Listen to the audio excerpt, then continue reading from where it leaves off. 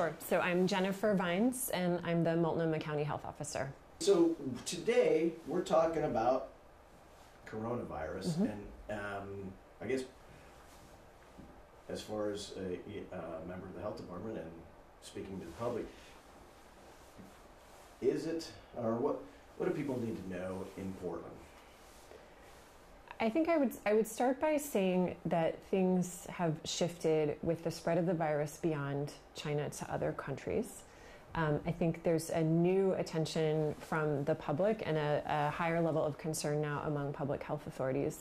I think what people need to know is that we've been watching this virus very closely. We have plans in place to detect it, to contain it, and we've been thinking all along about what to do if things get worse and if we see widespread community transmission. So we've been laying the groundwork for several levels of response to this virus. But that's, I guess what I would say, or what I would wonder, or what seems obvious to me is that you would do this for H1N1 or anything else. And is there that much of a difference between these two situations? There are differences. Viruses can surprise us, and we can't always predict how or when or if they're going to spread or how severe they're going to be. Many of us working in public health worked through the H1N1 pandemic, and there are a lot of helpful tools there that we're drawing on. Coronavirus is different in the sense that we don't have a ready vaccine. So that's why we're starting to hear talk of things like closing schools and finding ways to keep sick people away from others to at least blunt the spread of the disease. And that, I guess, is that sort of at this particular point, that's sort of, I don't want to say quarantine, but is that what we're talking about? We're not there yet. We're looking at the plans. Again, Oregon has no cases of coronavirus so far, and for the last several weeks, and routinely in general, public health works closely with health systems to detect infectious diseases. And so we've been working really since we first heard about this virus to make sure our health system partners knew what to look for, knew when to call public health, and has the ability to test people if we think we have someone with the virus. The local health department is also very skilled in finding contacts of ill people, making sure they know what to watch for and stay home. And that's how we've stopped the spread of diseases like measles, for example. So that can be very effective if we have isolated cases, a handful of isolated cases where public health can really use its skills and its toolkit to contain the spread that way. The concern is that if we're not able to contain the spread, because this is a virus that appears to transmit easily from person to person. So if we are no longer able to use that approach of identifying cases and really monitoring contacts closely, so if we're in a position of seeing the potential for widespread community transmission, we are looking now at what it would mean to ask people to stay home from work, to stay home from school, and how we would maintain basic infrastructure, both at the county and at the county as an organization, and also the county that we serve. And that's, you bring up the measles because there were numerous outbreaks in Clark County. As I recall, we did not have the same level. Correct. Multnomah County, the communicable disease team has an excellent track record of identifying measles, identifying contacts, and despite several different introductions of the measles virus into our community, we've been able to contain the spread fairly well, again, using our people skills and our public health skills to keep it from spreading. But I guess the reason I say that is it seems to me that you must have learned from sort of that experience how what steps you need to take. And, yeah. We're learning all the time. We learned from the measles experience. And I think one misconception people may have is that we're not ready for something like a pandemic. I can't say that things will go perfectly. I can't predict how this virus is going to play out or when it's going to arrive in our community, if at all. But I can say that public health trains and drills for exactly this purpose, and we have for years. And we have stepped up that thinking and that planning in the last couple of months in anticipation that the virus could spread globally. And I guess, so let's take a look here. I think the thing that's definitely different with flu, we at least have a vaccine possibility. This might be a little bit more of an uncharted area, at least our part of the world. And you've already gone over sort of the steps you would take. I guess we have a lot more risk of infection just because of the nature of travel and the nature of... So, having said that, as an individual, do I need to say, okay, this person, do I need to start asking you, hey, have you been traveling overseas lately? What, just regular run-of-the-mill people, what are there things we can do, or are there questions we can ask, or are there steps we can take? So I think things that people can do now would be look at your household and understand what your employer's sick leave policies are, for example. Start to think about what you would do if you needed childcare. And like for any emergency, we'd say this with earthquakes, we say this for all kinds of potential hazards that may happen. Make sure you have enough food and water and medicines and supplies and pet food in your house to get by and be self-sufficient for at least 3 days and potentially longer. So those are steps people can take, and we are continuously updating our website with that kind of guidance literally as I speak. And you mentioned hand washing. As always, for any respiratory illness, thank you. Covering coughs and sneezes, washing your hands or using hand sanitizer, staying home if you're sick. And then I remind people that now is a good time if you have an underlying health condition. It's a good time to get it maybe under better control or maybe better managed. And if you're healthy, stay healthy by getting good sleep, eating a nutritious diet, getting regular physical activity. So those are all things people can do right now.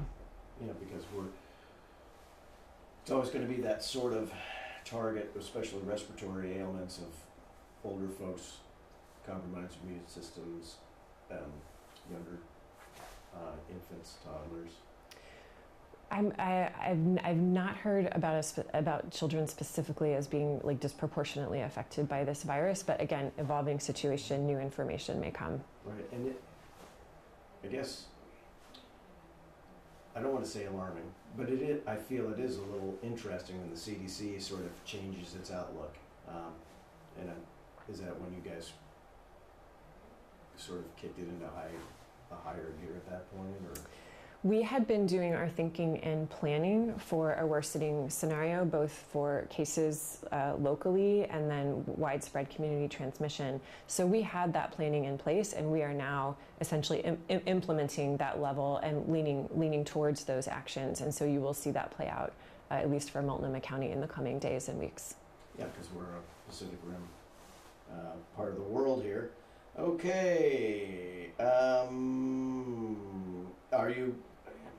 I guess, yeah, are people becoming a little bit more, have they raised their interest in the coronavirus? Have you been getting more questions or more concerns from the public yet? From the public, yes. From others, again, internally to the county, yes. I think this past weekend is when things shifted, when we saw what played out in Italy very quickly and with spread outside of China. It definitely felt like, as of Monday morning, we were in a new phase in our planning for responding to this virus. Okay. And I kind of touched on it, but just, I guess, if people are curious about what do I need to do, precautions or whatever, you touched on the hand washing, and I'm sure I'll probably see people wearing more people wearing masks and that sort of thing. Is I don't know. I don't want to say it's overreacting. Everybody's got their own level of comfort with this. Is that what have you guys seen as far as sort of the local populace and the reaction? I would say so. I get the mask question a lot. I will share that the Centers for Disease Control says there is no recommendation for healthy people to wear masks in public settings. I believe that's based on a lack of science that they actually do any good. For people who still choose to wear one, I would just say be careful, because every time you potentially adjust your mask or reach under it to scratch around your mouth, if you haven't washed your hands, you may be getting sick. So I think the level of concern is ratcheting up. I think appropriately. And we are responding in a way I think that matches the level of public concern by really leaning into our planning and our messaging. And I guess sort of working toward the end of my questions here is, if I'm at home and I get a cough or, sort of respiratory, when is it time for me to say, okay, I need to, A, doctor, or B, I just came back from Hong Kong and maybe I'm been exposed? Mm-hmm. So if you become sick with respiratory symptoms at home and you think you may have been exposed to coronavirus by virtue of travel, or if you know you've been around someone who was later confirmed to have the virus and you feel like you need medical care, we would ask that you first call your local health department, and that's just to coordinate an entry plan into healthcare that avoids being around other people. If you have no reason to think that you have the coronavirus and you have respiratory symptoms, I think it's different for every person in terms of their underlying conditions and their threshold for needing medical help. But I would say in general, if you feel like your symptoms are worse or more than you can handle at home, then you need to be in touch with the healthcare provider. And again, same idea as far as prevention, which is calling ahead and making sure to take precautions in the clinic. We do still have influenza circulating. There are other viruses. So again, just good basic infection control, cough, and illness etiquette is what is most helpful at this point. Now, microscopically, or I don't know if I'm using the right word, but coronavirus differs in just the way it interacts with the body, with folks' bodies, or because I'm sure people are like, wow, how's it different from flu? Mm-hmm. So coronavirus actually refers to a family of viruses, some of which we know about and are common causes of the cold, and that we can test for on sort of routine medical testing in healthcare settings. The key to this one is the idea that it's novel. So it's a new virus. We don't fully understand how severe it can be. We're slowly getting an understanding of how it's transmitted. It does appear to travel easily between people. So as we learn more, we have to adjust course accordingly. Yeah, and that's the thing that people probably don't realize is that just like any new iteration of the flu, certain groups of people have different susceptibilities. Right. Yeah. Okay. Let me take a quick look to see if there's anything else. And if there's anything that you wanted to talk about and you haven't had a chance to yet, let's take care of that. But I feel like, as a health department, you're always like, okay, what if this happens?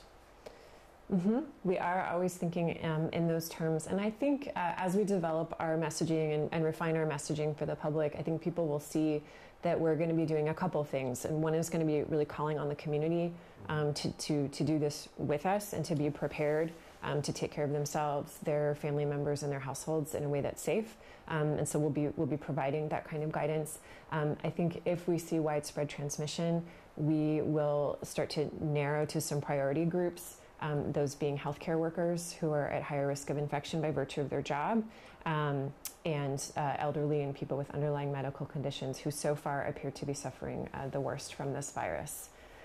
So again, we have our work cut out for us, but we have the tools, we have the experience, and we have a very skilled team that's been already working on this for several weeks. Yeah, because I can hear people saying, oh man, it's not if, it's just when now, which may or may not be true, but yeah, you have to be prepared either way. Correct.